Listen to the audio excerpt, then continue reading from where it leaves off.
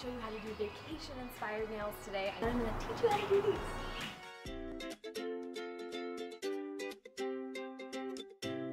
Alright, so the first thing you're going to do is start off with all of your nails painted white, and then we're going to do an ombre effect. So I started out with an orange color, and then I'm going into a bright pink, a neon yellow, and then one of my favorite teal colors. So you're going to paint that all on the sponge, one right after the other, just like this. And then you're going to line it up with the edge of the nail and gently sponge that on.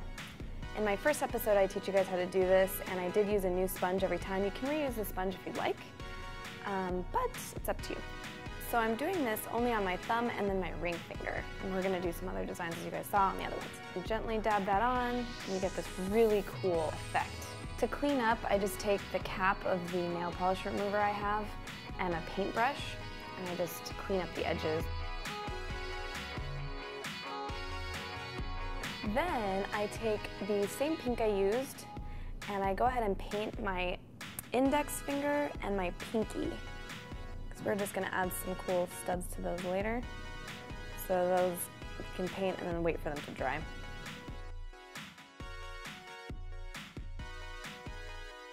So while you have the bright pink out, go ahead and paint some hibiscus flowers. It was so cool seeing them growing wild out there. I'm going to do a little bit more of a dimension with the orange, so I paint that right over, and it gives it just a little bit more of a cool effect. We're just going to freehand this. It's super easy. I'm using that bright neon yellow. I'm just going to paint some freehand leaves.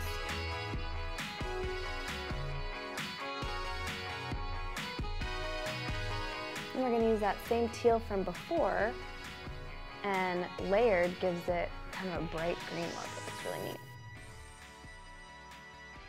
Now we're done with all of our polishes, so now we're going to pull out a black striper, and that's what we're going to do the detail work with. Hibiscus flowers have those cool little stems that pop out, and they have the little dots on them. So as you can see, I do this all freehand, guys, so it's fun to kind of just play around, and it doesn't have to be super realistic looking, just more artistic, and that's more my style of nail design. So I encourage you guys to try that out. Have fun with it.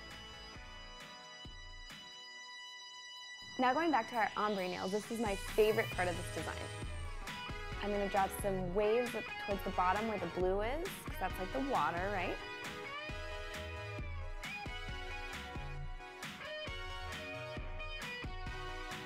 And then coming up from the waves, I'm going to draw a palm tree. So I'm starting from the base.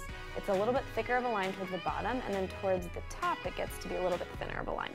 And then you can go ahead and draw the palm leaves. So a few curved lines coming out of the top. You can add just a few other brush strokes for some texture.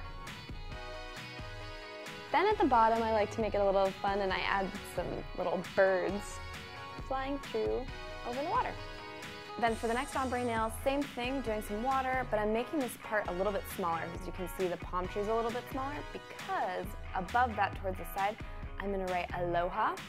So guys, be patient, write it out a few times on a piece of paper if you can't get it the first time. If not, grab one of your girlfriends and have her paint it for you.